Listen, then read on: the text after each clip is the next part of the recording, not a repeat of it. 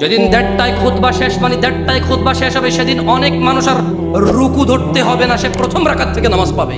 কারণ ওই ছেলে জানে কোনোদিন 35-এ খুতবা শেষ হয়, কোনোদিন 40-এ হয়, এজন্য সে 30-এ আসে না, কোনোদিন সে 25-এ এসে রুকু পায় না, কোনোদিন সে 30-এ এসে 50 পর্যন্ত অপেক্ষা করা লাগে, সে মসজিদে আসে না।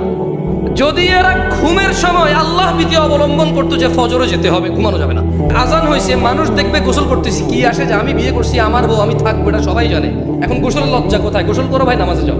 ওখানে যদি আল্লাহ ভীতি করতো, এই যে লোকটা দাড়ি কাটছে, এই দোকান ভর্তি লোক, এই আল্লাহ রাসূলের সুন্নাতটা কেটে ফেলতেছে, সবাই সাক্ষী, হাজার হাজার মানুষের সামনে চলাফেরা করে, ও যদি ওখানে আল্লাহ ভীতি করতো যে দাড়িটা কাটতেছি গুনার কাজ, সবাই সামনে, সবাই সাক্ষী, আবার আমি এটা কেটে ফেলতেছি, আল্লাহ ভীতি যদি অবলম্বন করতো, আল্লাহ বলছেন যে লাফাতাহনা আলাইহিম, এই লোকগুলা যদি অপরাধের সময় আল্লাহকে ভয় করত, এই লোকগুলা যদি নেকি করত আল্লাহর ভয়ে, আমি জমিন আর আসমানে যে বরকত রেখেছি, কল্যাণ রেখেছি, খুলে দিতাম, সব উন্মুক্ত করে দিতাম।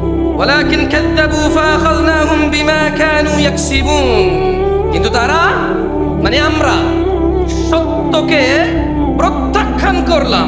আল্লাহ এটাই বলছে, আল্লাহ বলছে কাজেই তাদের কৃতকর্মের জন্য তাদেরকে আমি পাকড়াও করলাম।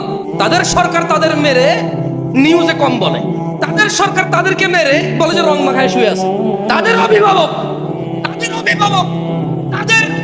তাদের নিরাপত্তা নিশ্চিত যে করবে দুনিয়াতে আল্লাহর তৌফিকে, সে বলছে যে এরা রং মেখে শুয়ে আছে, অথচ ওই মারলো ওদেরকে। কারণ কি?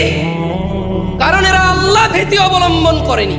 আল্লাহ বলছে যদি এরা আল্লাহ ভীতি অবলম্বন করত, যদি এরা আল্লাহ ভীতি অবলম্বন করত, আল্লাহ তাদের জন্য জমিন আসমানের বরকত খুলতো, কল্যাণ খুলতো। আর তারা কি করলো? তারা আল্লাহ ভীতিকে প্রত্যাখ্যান করলো, তাই আল্লাহ ওদেরকে পাকড়াও করলেন।